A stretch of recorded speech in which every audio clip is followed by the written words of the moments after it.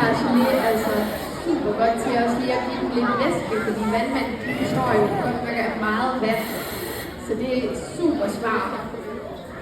Og I se sådan en terning her, gelé-terning. Det er lidt sjovt, er det ikke det? Ja, lige før det kunne være serveret på en restaurant måske. Sådan, men når klubfisken får det, så melder sig det lidt. Sådan der. Og så kan det blive suget ind. Det er lidt som at få en lille støvsuger. Så mærkes det.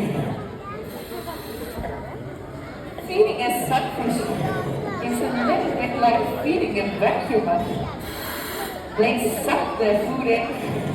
That is a special kind of feeling because you can feel it on your hands.